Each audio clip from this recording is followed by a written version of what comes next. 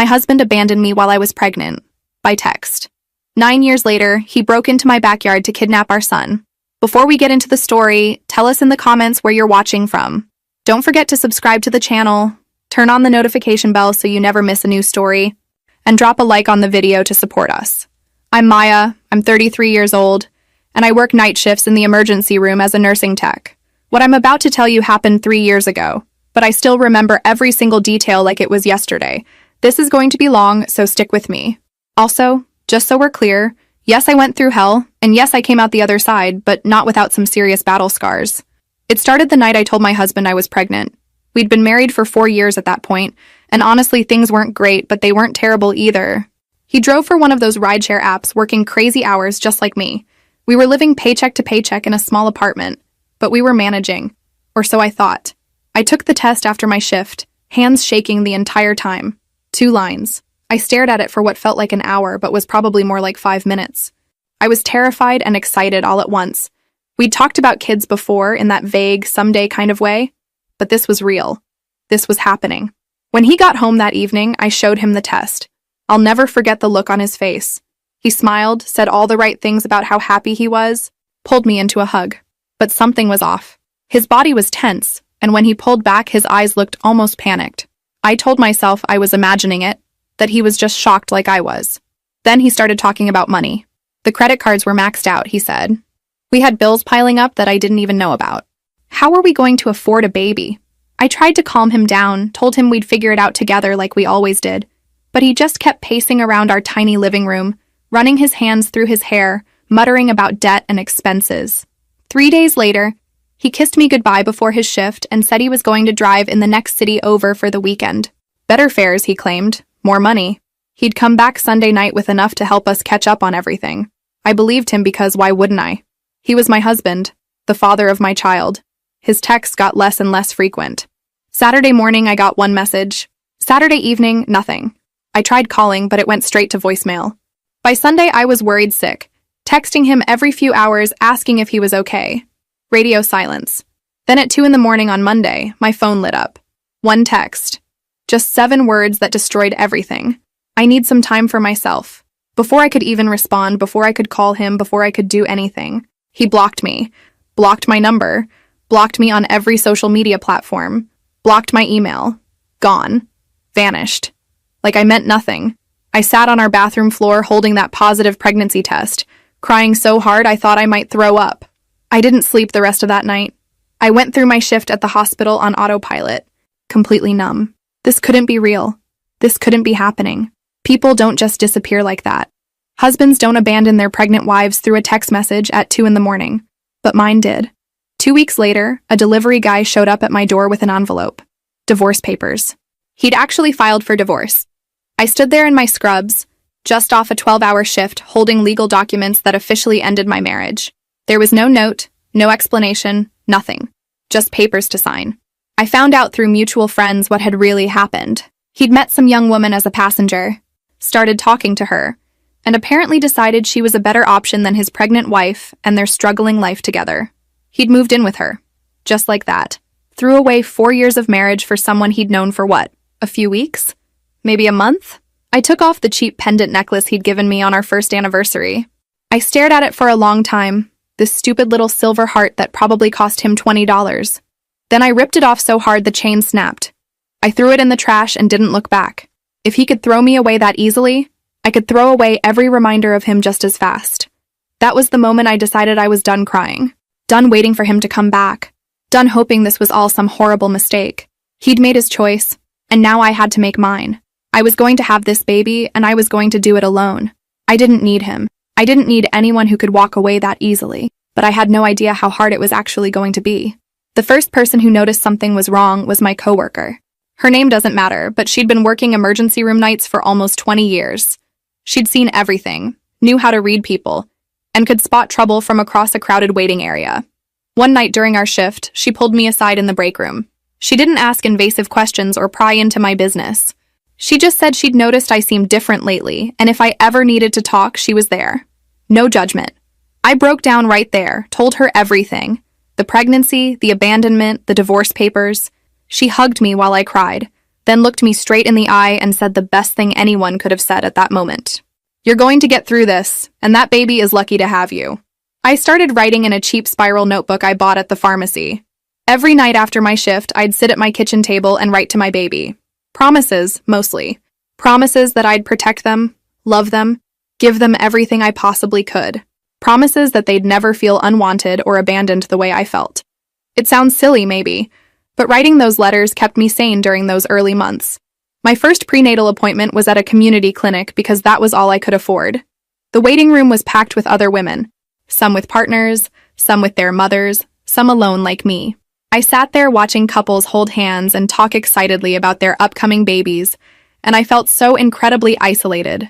This should have been a moment I shared with someone. Instead, I was surrounded by people and completely alone. But then they called my name, took me back to the exam room, and I heard my baby's heartbeat for the first time. Everything else just faded away.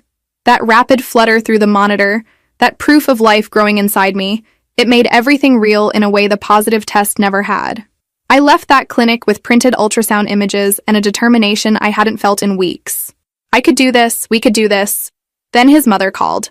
I should have known she would eventually. She'd always been pleasant enough to me, in that surface-level way where you know someone doesn't really like you but maintains basic courtesy. Now she didn't even bother with that. She told me her son was confused and going through something.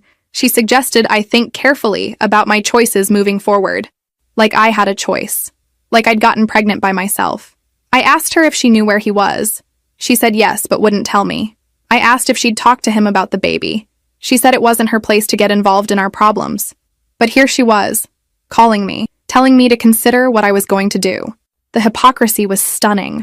I told her very calmly that her son had abandoned his pregnant wife and filed for divorce. That he'd blocked all contact and moved in with another woman. That if he was so confused, maybe he should have thought about that before running away like a coward. She started to argue, but I just hung up. My hands were shaking so badly I had to put the phone down. I touched my stomach, feeling the small curve that was just starting to show, and made a decision right then. I was done waiting for him to step up, done hoping he'd somehow develop a conscience. I was moving forward alone, and I wasn't going to waste any more energy on someone who'd made it crystal clear I meant nothing to him. That night, I wrote another letter in my notebook. This one was different from the others. This one was a promise that I would be everything this baby needed. Mother and father if I had to be. Provider, protector, everything. They wouldn't grow up wondering why their father left or feeling like they weren't good enough. I'd make sure they knew they were loved and wanted, even if it was just by me. My coworker noticed the change in me during our next shift together. Said I seemed stronger somehow. More focused. I told her I'd decided to stop hoping he'd come back and start planning for the reality I was actually living in. She squeezed my shoulder and told me she was proud of me. It was such a small thing, but it meant everything. I started making real plans. Figured out my maternity leave. Calculated what I'd get in disability payments. Started looking at cheaper apartments. The numbers weren't great, but they were manageable if I was careful. I called my parents for the first time since everything happened. They lived 3 states away and we weren't super close, but they were shocked and angry when I told them what happened. My mom cried. My dad said some choice words about my husband that I won't repeat but fully agreed with. At night, alone in the apartment I'd soon have to leave because I couldn't afford it by myself, I'd read through all the letters I'd written, dozens of them by now, promises and hopes and plans.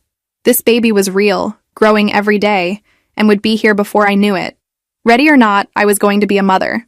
And I was going to do it without him. Labor started 2 days before my due date, at 3 in the morning naturally, because nothing about this experience was going to be convenient. I called my coworker first, then my parents who immediately started the long drive from their state. The contractions were getting closer together fast, and I knew I didn't have much time. My coworker picked me up and drove me to the hospital where we both worked. It was surreal being wheeled through the emergency room entrance as a patient instead of staff. My colleagues were amazing though, making sure I got into a room quickly, keeping me calm between contractions. My coworker held my hand through the whole thing, coaching me through breathing, wiping my forehead, being the support person I should have had but didn't. My parents arrived just an hour before I delivered. My mom rushed into the room looking terrified, my dad right behind her. They'd driven through the night without stopping. Seeing them there, seeing how much they cared despite the distance that had grown between us over the years, made me cry almost as much as the contractions did. My son was born at 11:47 in the morning on a Tuesday, 7 pounds, 4 ounces. Perfect in every way. They placed him on my chest and I looked down at his tiny face, his eyes squinting against the light, and felt a love so intense it was almost painful. This was my baby, mine, and no one could take that away from me.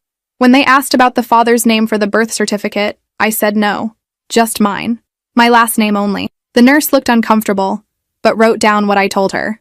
My son would have my name, would be mine alone legally, and every other way. His father had given up any right to be on that certificate when he walked away. My parents stayed for a week, helping me figure out how to keep a tiny human alive when I was running on no sleep and hormones. My coworker visited every other day, bringing food and supplies and her steady presence that kept me grounded. I'd moved to a smaller apartment before the birth, something I could actually afford, and slowly we made it feel like home. But the peace didn't last long.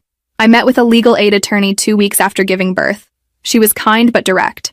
I needed to file for child support. And to do that, I'd need to legally establish paternity. Even though I knew he was the father, even though we'd been married when I got pregnant, because I'd filed divorce papers that were still being processed, I'd have to force him to acknowledge his son. She explained the process would be long and frustrating. We'd have to locate him first, serve him papers, demand a paternity test, go through court hearings, and he could fight it every step of the way. Based on his behavior so far, he probably would. But I needed to do this. I needed that child support not just for the money, although that was important, but because he didn't get to just pretend his son didn't exist. Finding him to serve the papers was its own nightmare. He'd moved at least twice since leaving me, both times with that woman he'd run off with. The process server went to 3 different addresses before finally catching him. And of course, he refused service the first time, actually running away from the person trying to hand him legal documents. Like a child. A coward. It took 3 months to get him into court for the paternity test. 3 months of delays and rescheduled dates, and his lawyer asking for extensions. When he finally showed up, he looked different. Thinner. Tired. He wouldn't make eye contact with me. His lawyer tried to claim there was doubt about paternity, which made me so angry I thought I might explode right there in the courtroom. We'd been married. I'd never been with anyone else. But this was the game we had to play. The DNA test was quick at least. Swabs for him, swabs for my son, and then we waited. Those 2 weeks were agonizing. I knew what the result would be, obviously, but some tiny part of me worried. What if something went wrong? What if they messed up the samples? What if somehow this didn't work and I couldn't make him pay for what he'd done? During those impossibly hard first months, my elderly neighbor became a lifesaver. She'd knock on my door at least twice a week with containers of homemade food. Soup, casseroles, things I could easily reheat one-handed while holding a crying baby. She'd offer to hold my son while I took a shower or nap, just sitting in my living room rocking him gently. I cried the first time she did it, overwhelmed by this unexpected kindness from someone who barely knew me. The DNA results came back exactly as expected. 99.9% probability of paternity. He was legally, officially, undeniably the father. His lawyer looked disappointed. He looked sick, and I felt nothing but grim satisfaction. Now came the real fight for child support, and everything else he owed his son. The final court date came 8 months after I'd first filed the paternity suit. 8 months of legal back and forth, of him trying every possible delay tactic, of me drowning in paperwork and court dates while caring for an infant. My son was almost a year old by the time the judge made the final ruling. Child support was ordered, retroactive to his birth. The judge wasn't sympathetic to the excuses his lawyer tried to make about financial hardship. "You abandoned your pregnant wife," the judge said, looking at him with obvious disgust. "You have responsibilities whether you want them or not." The amount wasn't huge, but it was something. More importantly, he'd have to pay back everything from the past 8 months in one payment. That retroactive payment hit my account 2 weeks later. I stared at my phone, at the balance that had jumped by some $1,000, and felt like I could finally breathe for the first time in over a year. This money meant security. It meant I could afford things my son needed without choosing between his diapers and my groceries. I used part of it as a deposit on a small house rental. Nothing fancy, but it had a backyard with a covered porch. I bought a hammock at a discount store. Bright colors, cheerful. I hung it on the porch, and that first evening, I sat in it with my son on my lap, gently swaying back and forth, watching the sunset. He laughed, this pure, joyful sound, and I thought maybe we were going to be okay after all. Around the time my son turned 2, I got offered a better position. A clinic in a decent neighborhood needed a tech for regular daytime hours. Better pay, normal schedule, No more overnight shifts that left me exhausted and barely able to function. I took it immediately. Having weekends off, being home at night, it felt like winning the lottery. The new schedule meant I could actually have a life outside of work and caring for my son. On my days off, when the weather was nice, we'd spend time in that hammock together. I'd read to him, or we'd just rock back and forth watching clouds. Those moments were everything to me. Just the two of us, peaceful and content. He started asking about his father around that time. Not in any detailed way. He was only 2, but he'd see other kids at daycare with their dads and notice the absence. The first time he asked where his daddy was, my heart broke a little. I'd been preparing for this question, but it still hit hard. I told him the truth in the simplest way I could. Some people don't know how to stay, but we know how to stay, you and me. We're a team, and we're going to be just fine. He seemed satisfied with that answer, at least for now. I knew the questions would get harder as he got older, but I'd deal with that when it came. My coworker from the hospital and my elderly neighbor became like family. They came over for dinners, celebrated my son's birthday with us, sent cards and small gifts for no reason. These women who owed me nothing had become my support system, my chosen family. I was so grateful for them I could hardly express it. The monthly child support payments were inconsistent at best. Some months they'd come through on time. Other months they'd be weeks late. Sometimes they'd be the full amount, sometimes partial. It was frustrating, but I'd learned to plan around it, to assume it wouldn't come and be pleasantly surprised when it did. I'd stopped expecting anything reliable from him long ago. I'd heard through mutual friends that he and that woman had broken up, that he was living alone now, working odd jobs, barely making ends meet. A small petty part of me felt satisfaction at that, though I tried not to dwell on it. Karma wasn't my responsibility. My responsibility was the little boy who called me mama and depended on me for everything. We developed our routines and rituals. Saturday mornings were pancakes and cartoons. Sunday afternoons were playground time if the weather was good. Every night before bed, I'd read him 3 stories, always 3. Never more or less, because consistency mattered to him. These small moments built our life together, created our own little family unit of 2. I still wrote in that notebook sometimes, though less frequently now. The letters had changed from desperate promises to updates on our life. Look how strong we are. I'd write, look how far we've come. Your father's loss. Truly. He was missing everything. Every milestone. Every smile. Every breakthrough. His choice. His loss. On the anniversary of the day he'd left, I took off my wedding ring that I'd somehow still been wearing out of habit. I'd lost weight since having my son, and it had been sliding around on my finger for months anyway. I put it in a drawer and didn't think about it again. That chapter was closed. This new chapter, with just me and my son, this was what mattered now. The daycare my son went to held parent meetings every few months. Usually I dreaded them because it meant awkward small talk with other parents who had partners and support systems and lives that looked nothing like mine. But this particular meeting changed everything, though I didn't know it at the time. I was sitting in one of those tiny chairs meant for children, trying to pay attention to the director talking about upcoming curriculum changes, when a man sat down next to me in an equally tiny chair. He had a tired face, the kind that comes from working too many hours and sleeping too few. He gave me a small smile and turned his attention to the front of the room. Later, I learned he was a physical education teacher at 2 different public schools. He taught elementary school kids during the day and coached after-school sports programs to make ends meet. His daughter was in my son's class, and like me, he was doing the single-parent thing after a divorce. We didn't talk much that first meeting, just a brief introduction, and then we both left to pick up our kids. But our kids became friends almost immediately.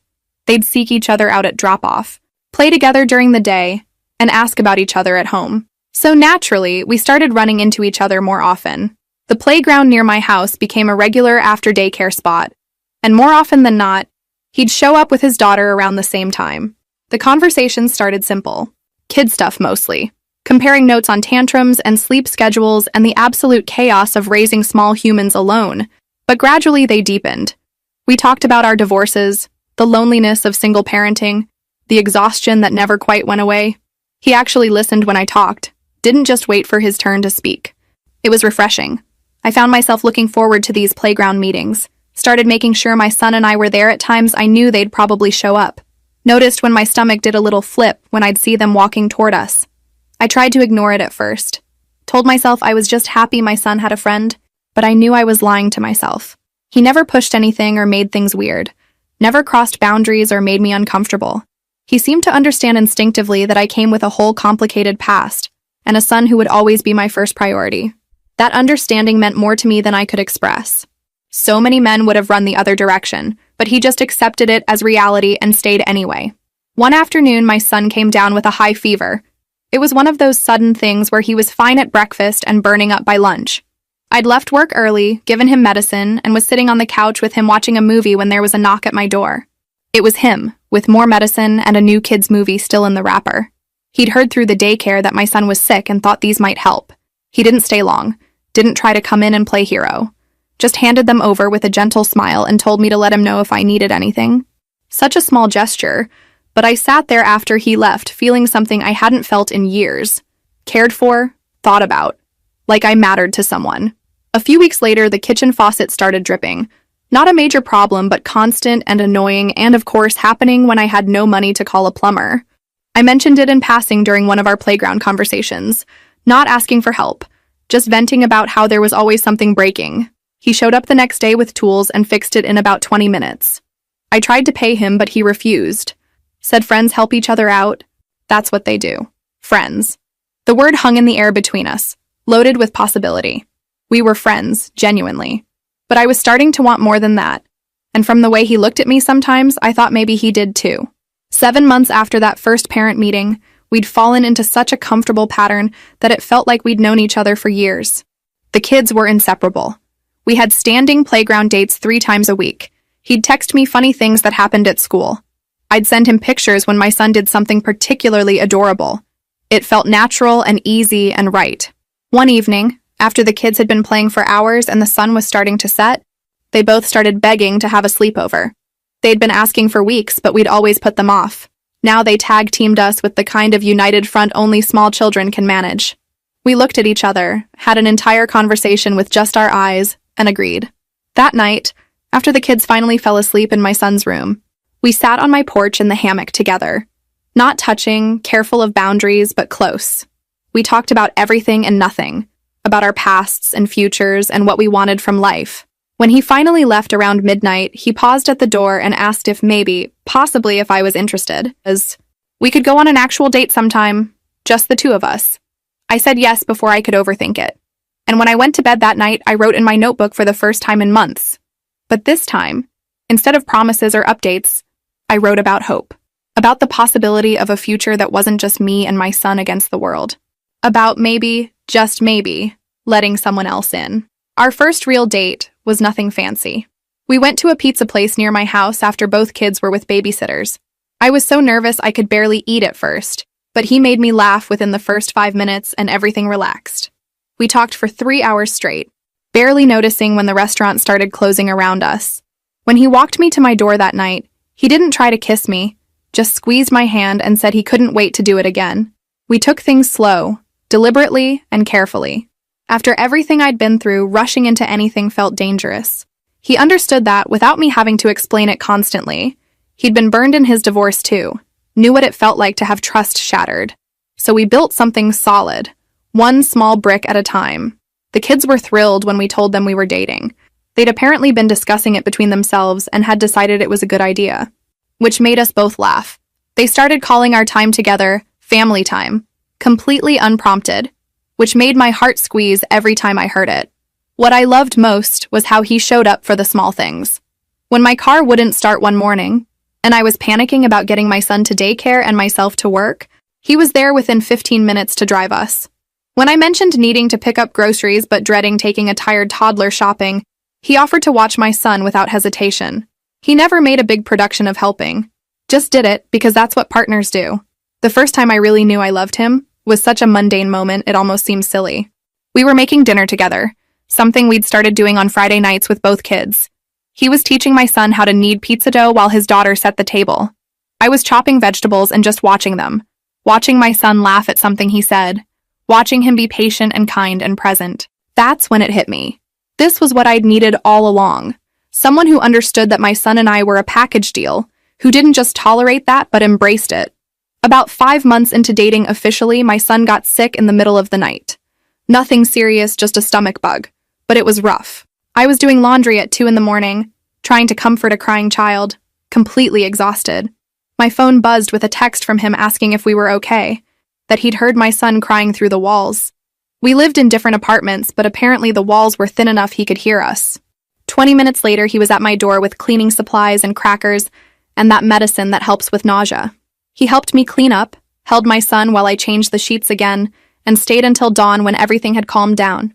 He didn't complain once, didn't act like it was some huge burden. He just helped because that's what you do for people you love.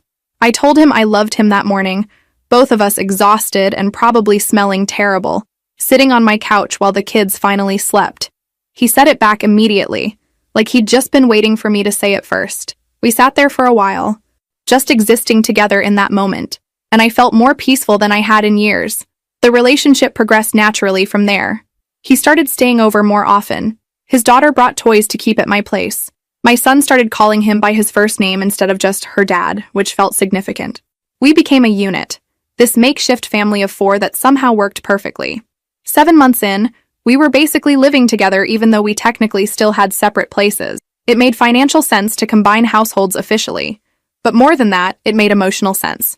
The kids were desperate for it. We wanted it. So we started looking for a bigger place that could fit all of us comfortably. One night, after we just signed the lease on a 3-bedroom house with a real yard, we were sitting in my hammock together. The one I'd bought with that first child support payment, the one that had become my symbol of survival and independence. He asked if we could take it with us to the new place. Said it seemed important, that it was part of my story, and should come along. Such a small thing to notice, but it made me cry. He got it. He understood that these pieces of my past, even the hard parts, had made me who I was. He wasn't trying to erase what I'd been through or pretend it didn't happen. He was just offering to be part of what came next. I wrote in my notebook that night while he slept next to me. I wrote about second chances and healing and how sometimes the worst things that happen to us lead us exactly where we need to be. If my ex hadn't left, I never would have met this man who loved my son like his own, who made me laugh every day, who showed up consistently without fail. The thought didn't make what my ex did okay, not even close, but it did make the pain feel purposeful somehow. We moved into the new house a month later, all 4 of us together. Both kids got their own rooms, which they were excited about for approximately 1 night before they started having sleepovers in each other's rooms instead. We hung my hammock in the backyard, in a spot with a good view of the sky, and sitting there together, our little family of 4, I finally felt completely whole. Life was good for almost 7 years. 7 years of stability and happiness and the normal chaos of raising 2 kids. My son was 9 years old and barely remembered a time before his stepdad. The child support still came irregularly, sometimes months apart, but we'd stopped relying on it years ago. I'd honestly mostly forgotten about my ex, moved on completely. Then one evening, my phone rang, my old coworker from the hospital, the one who'd been with me through everything. Her voice was tense in a way that immediately put me on edge. "Maya," she said, "I need to warn you about something. Your ex-husband was here at the hospital last night." My stomach dropped. I hadn't heard his name in years, hadn't thought about him beyond the occasional child support deposit. He was a ghost, barely real anymore. She continued before I could respond. He wasn't a patient. He showed up in the emergency room around midnight, clearly intoxicated. He was asking for you specifically, telling the front desk he needed to talk to the nurse Maya. They told him you hadn't worked here in years, that they couldn't give out employee information anyway. He got aggressive, started raising his voice, insisting he knew you worked there and demanding your current information. I couldn't breathe. This wasn't a coincidence. This wasn't running into each other by chance. He was hunting me. Security had to escort him out, she said. He was shouting about how you'd stolen his son, how you owed him, how he had rights. Maya, it was bad. I wanted you to know immediately in case he tries to find you another way. After I hung up, my hands were shaking so badly I had to put the phone down. I told my boyfriend everything, watching his face shift from confusion to concern to barely contained anger. The ghost of my past hadn't just reappeared.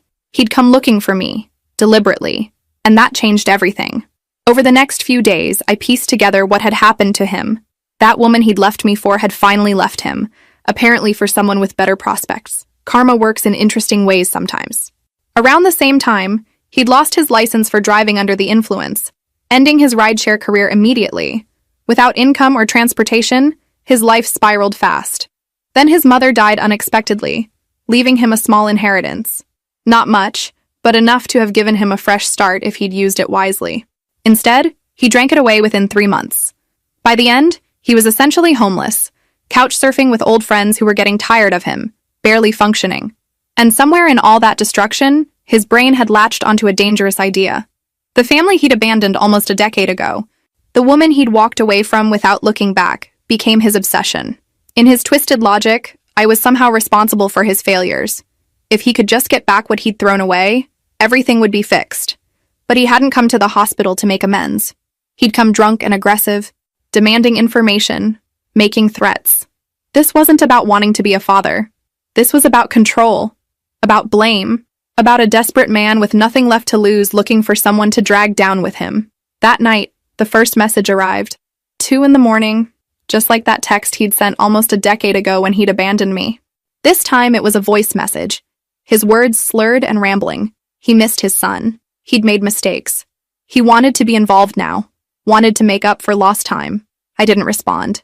There was nothing to say to someone who'd thrown us away and only wanted us back when he had nothing else left. The next night, another message, then another, each one progressively angrier as I continued to ignore him. By the end of the week, the tone had completely shifted from pathetic to aggressive. I'd stolen his son from him, he claimed. I'd poisoned his child against him. I'd ruined his life by taking him to court for child support all those years ago. The delusion was stunning. He'd ruined his own life through every single choice he'd made. But somehow, in his twisted version of reality, I was the villain. I'd forced him to abandon his pregnant wife. I'd made him drink away his inheritance.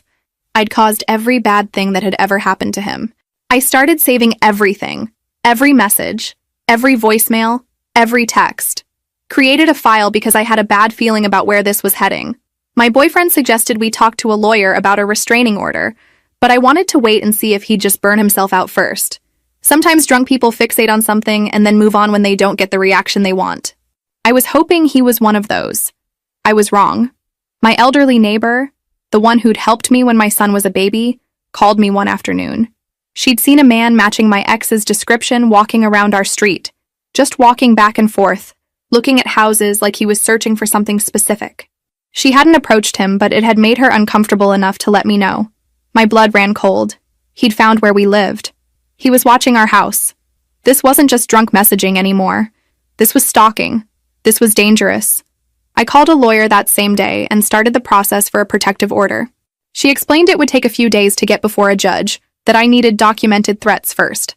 The messages would help, but we needed to establish a clear pattern of harassment and danger.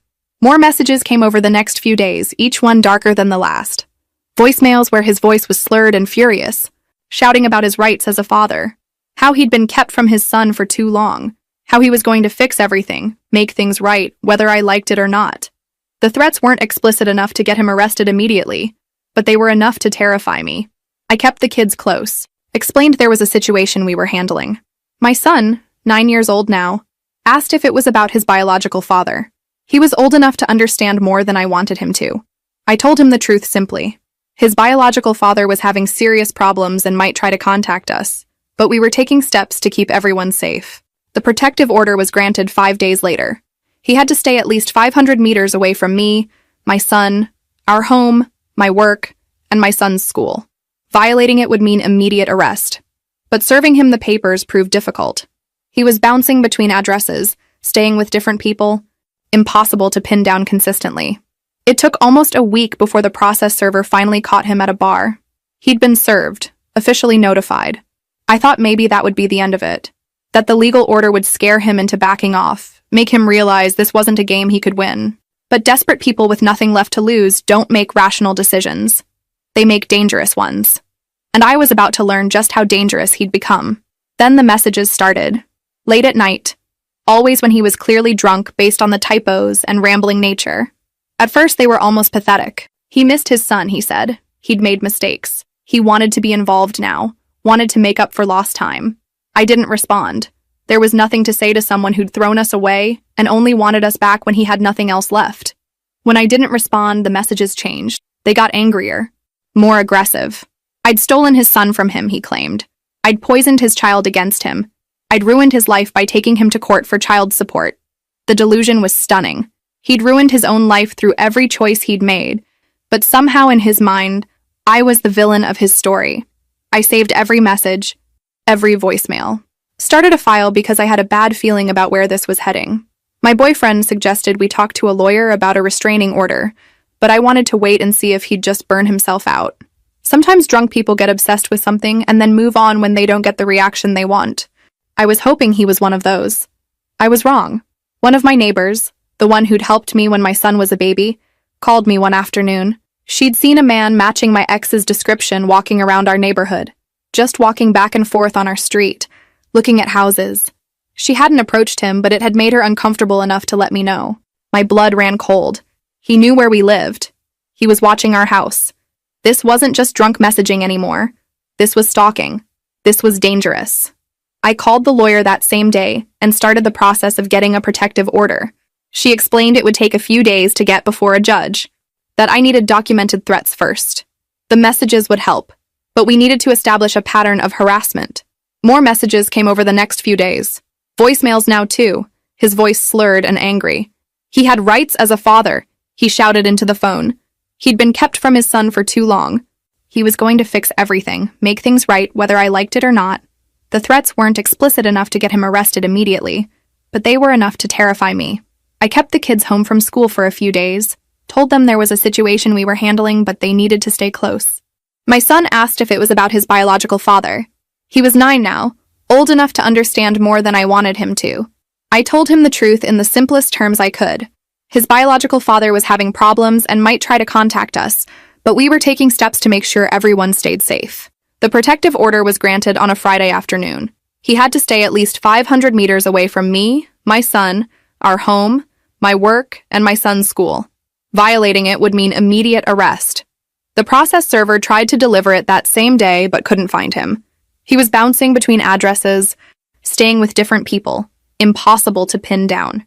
It took 3 more days before they finally served him at a bar where he was drinking. I thought maybe that would be the end of it. That the official legal order would scare him straight, make him realize this wasn't a game, that he'd back off and disappear again like he had before. I should have known better. Desperate people with nothing left to lose don't make rational decisions. They make dangerous ones. The protective order made things worse, not better. Like it had triggered something in him, made him angrier and more determined. The messages became more frequent, arriving at all hours. He'd call from different numbers that I'd have to block one by one. The voicemails were getting concerning enough that the lawyer said to save them all and report them to the police. He started leaving rambling audio messages, sometimes 5 or 6 in a row. They'd start out almost calm, talking about his son and his rights as a father. But by the end of each message, he'd be screaming about how I'd stolen his life, destroyed his family, taken everything from him. In his twisted version of reality, I was the one who'd abandoned him, not the other way around. The police took reports but said until he actually violated the order by coming near us, there wasn't much they could do. Words weren't enough for an arrest, apparently. They increased patrols in our neighborhood, which helped me feel slightly better, but I knew they couldn't be there all the time. We were essentially waiting for him to do something bad enough to justify intervention. I couldn't sleep anymore. Every sound outside made me jump. I'd check the locks multiple times a night, peek through the curtains to make sure no one was out there. My boyfriend started sleeping on the couch some nights so he could hear if anyone tried the doors. We were living in a constant state of alert, exhausted and terrified. The kids knew something was wrong. They'd catch us whispering, see how tense we both were. His daughter asked if we were okay, said we seemed scared. We tried to act normal around them, but kids aren't stupid. They can feel when the adults in their lives are stressed. I hated that he was affecting their peace too, invading their safe space even without being physically present. Then one night, around 2 in the morning, someone started pounding on our door. Aggressive, violent pounding that woke up the entire house. The kids started crying. I grabbed my phone to call the police while my boyfriend went to the door, careful not to open it. He looked through the peephole and saw him, my ex, standing on our porch, clearly drunk, yelling about his son. We didn't open the door. My boyfriend shouted through it that the police were on their way and he needed to leave, that he was violating a protective order and would be arrested.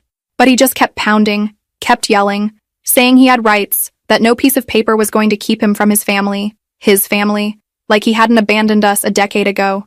The police took 11 minutes to arrive, longest 11 minutes of my life, listening to him rage outside our door while the kids sobbed in their rooms. But when the sirens got close, he ran, stumbled down the street and disappeared into the night before the officers could grab him.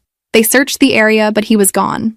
The officers took our statements, documented everything, photographed some damage he'd done to our door from the pounding. They said this was a clear violation and they'd arrest him on site. They increased patrols even more, promised to drive by every hour. But I knew that wasn't enough. He'd been here once, he'd come back. We reinforced the locks that same day, added security cameras front and back, started parking cars in the driveway instead of on the street so we'd hear if anyone approached the house, turned our home into a fortress, because that's what it took to feel even slightly safe. The lawyer filed additional charges based on the violation. This wasn't just harassment anymore, this was criminal. But they had to find him first, and he'd gone underground completely, not staying anywhere long enough to be located. The process server couldn't find him. The police couldn't find him. He was out there somewhere getting angrier, and we had no idea when he'd show up again. My son started having nightmares. He'd wake up crying, asking if the bad man was going to take him away. I'd hold him and promise that would never happen, that we'd keep him safe, but the words felt hollow. How could I promise that when I didn't feel safe myself? When my hands shook every time I heard an unexpected noise. His daughter started acting out at school, getting in fights, having tantrums. The stress was affecting her even though this wasn't directly her situation. She loved my son like a brother, loved our family, and seeing it threatened was breaking something in her. We got her into counseling, but it felt like putting a band-aid on a gunshot wound. 2 weeks after the door incident, he tried a different approach. Started sending emails from new accounts as fast as I could block them. These were different though. Less angry, more manipulative. He claimed he just wanted to meet his son, just wanted 5 minutes. He'd get help, get sober, do whatever it took. All he needed was a chance. But I remembered who he was 9 years ago, when he'd looked me in the eye and lied about being happy about the pregnancy. Remembered the 2 a.m. text message abandoning us. Remembered years of irregular child support and zero interest in his son's life. This wasn't about wanting to be a father. This was about control, about ego, about not being able to handle that I'd built a good life without him. The lawyer advised filing for complete termination of his parental rights. Given the abandonment, the protective order violation, the documented alcoholism, we had a strong case. But that process could take months. And in the meantime, we were just supposed to wait and hope he didn't escalate further. One Saturday afternoon, everything came to a head in the worst possible way. It was one of those perfect Saturday afternoons that make you forget bad things exist in the world. Sunny but not too hot. A light breeze that made sitting outside pleasant. My boyfriend and I were on the back porch watching the kids play in the yard. His daughter was pushing my son on the swing we'd installed last summer, both of them laughing. Everything felt normal and safe for the first time in weeks. I'd just gotten up to get us drinks from the kitchen when I heard my boyfriend say my name. Not loud, but sharp. Urgent. I turned around and my heart stopped. My ex was in our backyard. He'd climbed the fence, which wasn't high but still. He was standing there in wrinkled clothes, looking thinner than I remembered, swaying slightly. Drunk. Obviously drunk. The kids saw him and stopped playing. My son looked confused, didn't recognize him. His daughter moved closer to my son instinctively, protective. I stepped in front of both of them, putting myself between them and him. My boyfriend was already moving, positioning himself between all of us and the threat. My ex started talking, words slurred but voice loud. He wasn't going to be kept away from his son anymore. No court order was going to stop him from seeing his own kid. He'd tried to do things the right way, but now he was done asking permission. He was taking his son home where he belonged. I told him to leave. Tried to keep my voice steady even though I was shaking. Told him he was violating the protective order, that the police would arrest him. But he just laughed. This bitter, angry sound. Said he didn't care about the police or the order or anything anymore. He'd lost everything already. What did he have left to lose? My boyfriend spoke then, calm but firm. Told him he needed to leave our property immediately. That he was scaring the children. That this wasn't the way to handle things. But my ex wasn't interested in reason. He started advancing toward us. Still talking about his rights. About taking his son. My boyfriend moved fully in front of me and the kids then. Told him one more time to leave. My ex responded by swinging at him, this wild, drunken punch that didn't have much force behind it but showed clear intent. That was the line. That was when everything escalated from scary to dangerous. What happened next was over in seconds but felt like it lasted forever. My boyfriend blocked the punch, grabbed my ex's arm, and in 3 efficient moves had him on the ground. It wasn't brutal or excessive. It was controlled, defensive. The kind of thing someone who knows what they're doing does to neutralize a threat without causing unnecessary harm. But my ex fought back, tried to get up, took a few solid hits before he stayed down. I already had my phone out, was dialing 911 as my boyfriend held him down. The kids were crying, terrified. I got them inside the house, locked the door, and stayed on the phone with the dispatcher while my boyfriend kept my ex pinned in the yard. He was bleeding from his nose, still trying to fight even though he had no chance, screaming about injustice and his son. The police arrived in under 5 minutes. This time there was no escape. They found him in our yard, clearly intoxicated, violating a protective order, having assaulted someone on their own property. They cuffed him while he yelled, dragged him away, still shouting threats and accusations. One officer stayed behind to take our statements while the other took him to jail. My boyfriend had a split lip and bruised knuckles. Nothing serious, but seeing him hurt because of my past, because of my ex's instability, made me feel sick with guilt. He insisted he was fine, said he'd do it again without hesitation to protect us. The officer who'd stayed took photos of his injuries, documented everything. Self-defense was obvious, he said. Clear-cut case. We gave detailed statements about everything. The months of harassment, the protective order violation at the door, today's invasion. I showed him the file of saved messages and voicemails, weeks' worth of evidence. The officer said this was more than enough to press serious charges. My ex wasn't getting out of this one with just a warning. After the police left, I held my son while he cried. He was asking questions I didn't know how to answer. Why did that man want to take him? Why was he so angry? Was he going to come back? I told him the truth as gently as I could. That man was his biological father, but he was sick and making bad choices. That he couldn't hurt us anymore because the police wouldn't let him. That he was safe here with us. His daughter was shaken up too. She kept asking if everyone was okay, if the man was gone for good. My boyfriend held her and promised her that everything would be fine now, that the bad part was over. I hoped desperately he was right. That night, neither kid would sleep in their own rooms. They both ended up in our bed, sandwiched between us, needing the reassurance of our presence. I lay there in the dark, listening to them breathe, feeling my boyfriend's steady presence on the other side, and felt the adrenaline finally wearing off. We'd survived. We were all okay. But the fact that it had come to this, that my ex had forced this confrontation, made me angrier than I'd ever been. The next morning, still exhausted and running on no sleep, I called the lawyer, told her everything that had happened. She said to come in immediately, that we had more than enough now to push for the harshest possible consequences. Not just termination of parental rights, but serious criminal charges that would keep him away from us permanently. For the first time in weeks, I felt like maybe this nightmare was actually ending. My ex spent that first night in jail, and from what I heard through the system, he didn't go quietly. He ranted at the officers processing him, claimed he was the victim, that he'd been set up by his vengeful ex-wife who'd turned his own son against him. The officers documented all of it, every word adding to the pile of evidence that he was unstable and dangerous. Monday morning, I went to the police station to give a formal statement and press charges. The detective handling the case was thorough, asking detailed questions about every incident going back months. I showed him my complete file of saved messages, voicemails, emails, everything. He looked increasingly disturbed as he went through it all, making notes about patterns of escalation and clear threats. My boyfriend came separately to give his statement about the assault. He brought photos of his injuries, his own account of what happened. The detective assured him it was textbook self-defense and that there was zero question about who the aggressor was. My ex had trespassed, violated a protective order, and physically attacked someone protecting children. This wasn't going to end well for him. The charges stacked up quickly. Violation of a protective order, criminal trespass, assault, attempted kidnapping based on his stated intent to take my son. Each one was serious on its own. Together, they painted a picture of someone who'd completely lost control and posed a genuine danger. His arraignment was set for Wednesday. I attended, sitting in the back of the courtroom with the lawyer who'd been helping me through everything. He looked terrible, wearing jail clothes, unshaven, shaking slightly. The judge read the charges, and his face went pale. When asked how he pled, he started to argue, tried to explain his side. His public defender literally put a hand on his arm to stop him, and entered a plea of not guilty. Bail was set high, higher than he could possibly pay.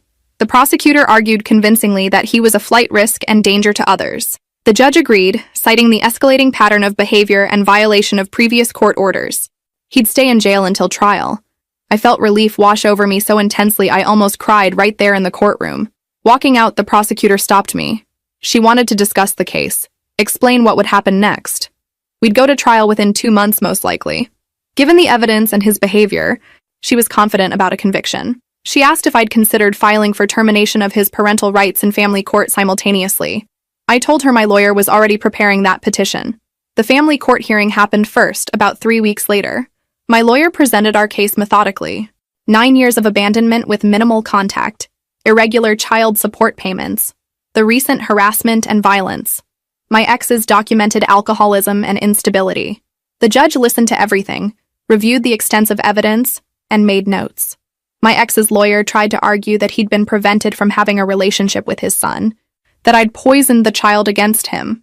My lawyer calmly pointed out that he'd initiated the abandonment, had blocked all contact, had shown zero interest in his son's life until his own fell apart, that his recent actions weren't those of someone who genuinely wanted to be a father, but rather someone who wanted control and was using his son as a weapon.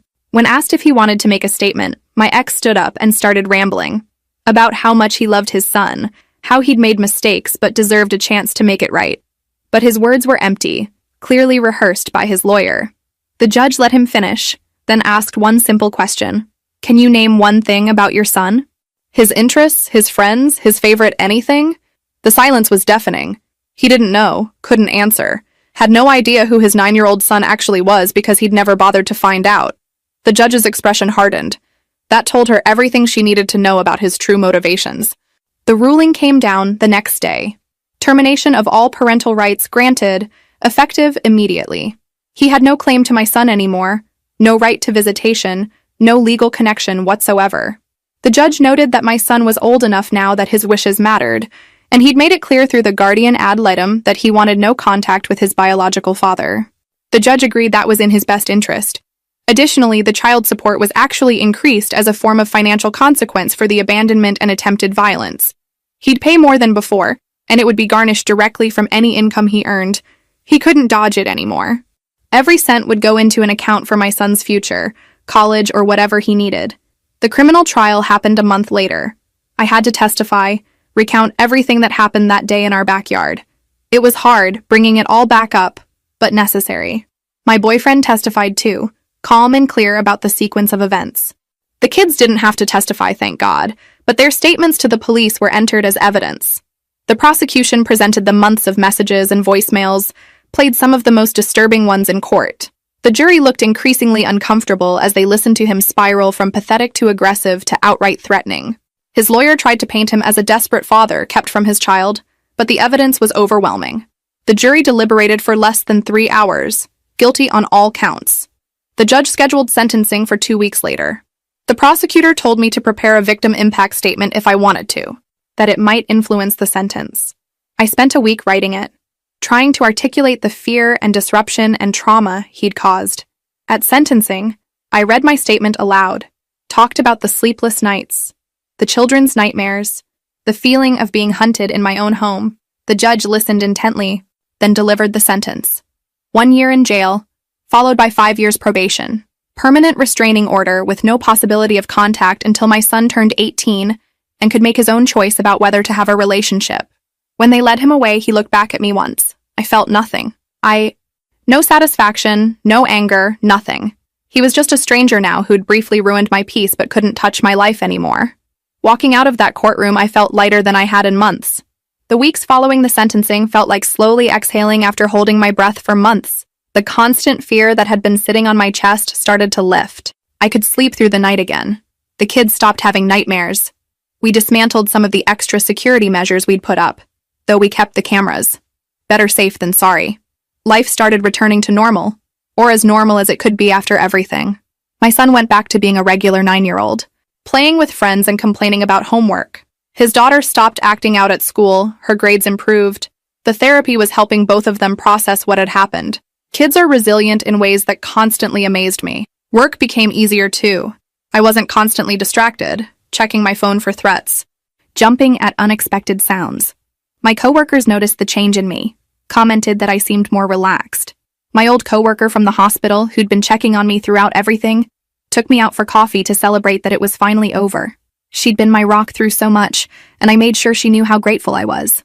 My elderly neighbor, the one who'd helped me when my son was a baby and had warned me when she spotted my ex in the neighborhood, brought over a cake. She was getting older now, moved slower, but her kindness hadn't diminished at all. We sat on my porch eating cake and drinking tea while the kids played in the yard. She told me she was proud of how strong I'd been. Coming from her, someone who'd survived her own share of hardships, it meant everything. About a month after sentencing, my boyfriend started acting strange. Not bad strange, just different. He'd get this look on his face sometimes when he thought I wasn't watching, like he was working through something in his mind. He'd start to say something, then stop. I figured he was processing everything we'd been through, giving him space to do that. One evening in early fall, after the kids had gone to bed, he asked me to come sit with him in the hammock. It had become our spot, the place where we had our best conversations. The night was cool enough that we needed a blanket, and I curled up against him, watching stars appear as the sky darkened. He was quiet for a while, just holding me. Then he started talking about the past year, about how scared he'd been during all of it. Not for himself, he clarified, but for me and the kids. About how seeing my ex in our yard that day had triggered something primal in him, this overwhelming need to protect his family. His family. The way he said it made my heart skip. He talked about how proud he was of me, of how I'd handled everything with such strength and grace, how I'd protected my son while still building a good life, how I'd faced down my past when it came back threatening everything. He said he'd known pretty early on that I was special, but watching me through all this had made him certain. Then he shifted, reached into his pocket, and pulled out a small box. My breath caught. He opened it to show me a simple ring. Nothing flashy, but beautiful. He said he'd bought it months ago, before everything with my ex had escalated, had been waiting for the right moment, but every time he'd thought about proposing, something else would happen, and it didn't feel right to add more pressure. But now, he said, now felt perfect. We'd survived the worst together. We'd proven we were a team, that we'd protect each other and our kids no matter what. He wanted to make it official, wanted us to be a real family in every sense. Would I marry him? I was crying before I could even answer. Happy tears, the kind I hadn't cried in years.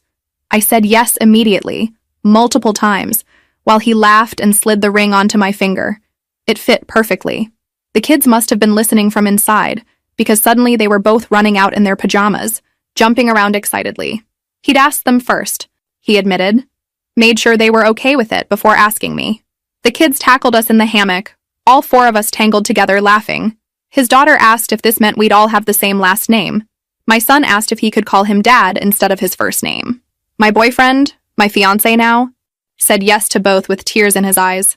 We stayed out there for hours, planning and dreaming and being happy in a way that felt earned. The date we picked was 6 months out, giving us time to plan, but not so long we'd drive ourselves crazy with details. We decided on something small in our backyard, just close friends and family. Nothing fancy, nothing expensive, just people who mattered celebrating with us. I called my parents the next day to tell them.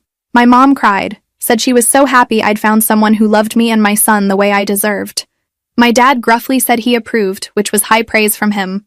They promised to come help with whatever we needed for the wedding. Planning the wedding became this joyful project that the whole family participated in. The kids had opinions on everything from decorations to what food we should serve. We let them be as involved as they wanted, making it feel like their day too. Because in a way it was. We weren't just joining two people. We were officially becoming a family of 4. At night, when the kids were asleep and we were alone, we'd talk about the future. About maybe buying a bigger house someday. About whether we wanted more kids, deciding probably not.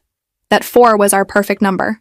About growing old together, watching our kids grow up, eventually having grandchildren, plans that felt real and possible and not at all scary.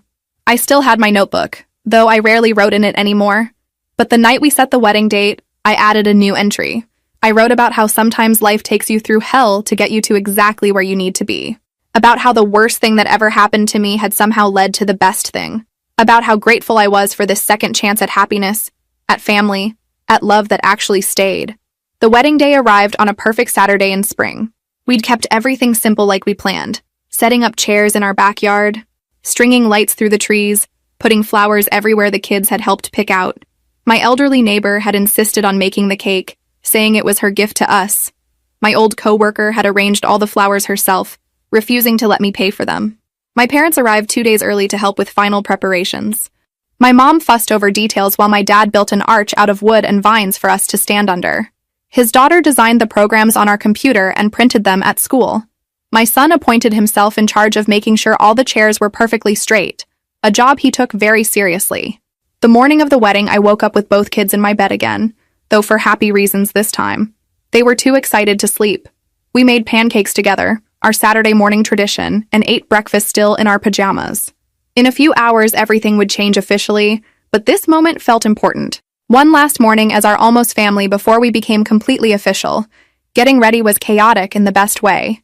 His daughter wanted to do my makeup, insisted she knew how even though she was only 11. I let her, and honestly, she did a pretty good job. My son kept asking if it was time yet every 5 minutes. My mom helped me into my dress, a simple cream-colored thing I'd found at a department store. Nothing expensive or elaborate, just something that made me feel pretty. Looking in the mirror, I thought about the woman I'd been 10 years ago. Pregnant and abandoned, terrified and alone. If I could have told her then where she'd end up, I don't think she would have believed me. But we'd made it. We'd survived and built something beautiful from the ruins. The ceremony was short and sweet, just like we'd wanted. Both kids stood up with us, holding rings, beaming with pride. My son handed over my ring when it was time. This little boy who'd only ever known one father, despite having two biologically. When we exchanged vows, we included promises to the kids too. Promises to love and protect and support each other, all 4 of us together. The moment my fiancé became my husband felt both monumental and completely natural. Like we'd been married already in all the ways that mattered, and this was just making it official. We kissed while everyone cheered, and I heard both kids shout, "Yes!" making everyone laugh. During the reception, which was really just a backyard party with our favorite people, my son came up to me. He looked serious, like he had something important to say. He told me he was glad his biological father wasn't there, that his real dad was the one who'd just married me, the one who'd always been there, who'd protected us, who loved him. I hugged him tight, crying again, and told him I felt the same way. Later that evening, after most guests had left and it was just close family cleaning up, I went inside to change my last name on everything. My work badge, my email, my social media, all of it. My new name, chosen not given to me by someone who'd leave. I stared at my updated profile for a long time, feeling the weight and joy of what it represented. That night, lying in bed next to my husband while the kids slept peacefully in their rooms, I thought about that cheap pendant I'd ripped off and thrown away a decade ago, how angry I'd been, how betrayed, how certain my life was over. I was grateful now that I'd had the courage to throw it away, to let go of something that had only ever been a symbol of broken promises. I got up quietly and found my old notebook, the one I'd been writing in since I was newly pregnant and terrified. I flipped through years of entries, promises to my unborn son, updates on our life, fears, and hopes and dreams. The pages documented a journey I'd never wanted to take but couldn't regret now because of where it had led. I wrote one final entry, dated it with my wedding day and new last name. I wrote about how sometimes the people who are supposed to love us will fail us spectacularly, about how that failure, as much as it hurts, doesn't define us or limit what we can become. I wrote about rebuilding from absolute zero and discovering you're stronger than you ever knew you could be. I wrote about my son, now 10 years old, who'd never known instability despite everything because I'd fought to give him security. About my stepdaughter who'd welcomed us into her family as easily as if we'd always belonged there. About my husband who'd loved me and my son as a package deal, never making us feel like a burden. Most importantly, I wrote about myself. About the frightened pregnant woman who'd been abandoned and the strong mother who'd persevered. About how I'd built a life I was proud of, raised a son who was kind and loved, found a partner who actually deserved the title. About how no one could take any of it away from me because I'd earned every single piece of it through sheer determination. I closed the notebook and put it in a drawer. Someday, maybe when my son was older, I'd let him read it if he wanted. Let him see the whole journey, understand how much he'd been wanted and loved and fought for even before he was born. But for now, it was just mine, a record of survival and strength. Going back to bed, I looked at my husband sleeping peacefully, thought about my kids safe in their rooms, and felt completely content. We'd been through hell and come out the other side as a family. Whatever challenges came next, we'd face them together. And that made all the difference. 10 years ago, I'd lost everything I thought I wanted and gained something infinitely better. A real family, built on choice and commitment rather than obligation. A love that showed up consistently, not just when it was convenient. A life I'd constructed myself, piece by piece, that no one could ever take away. Sometimes the worst thing that happens to you becomes the catalyst for the best thing. Sometimes being abandoned leads you to exactly where you were meant to be all along. I couldn't change my past. Wouldn't want to even if I could because it made me who I was. But I could control my future. And that future looked bright. My son had asked me once, years ago when he was little, why his biological father had left. I'd told him some people don't know how to stay. But we know how to stay, I'd said. You and me were a team. Now that team had grown to 4, and it was stronger than ever. We knew how to stay. We knew how to love. We knew how to build something that lasted. And nobody was ever taking that away from us.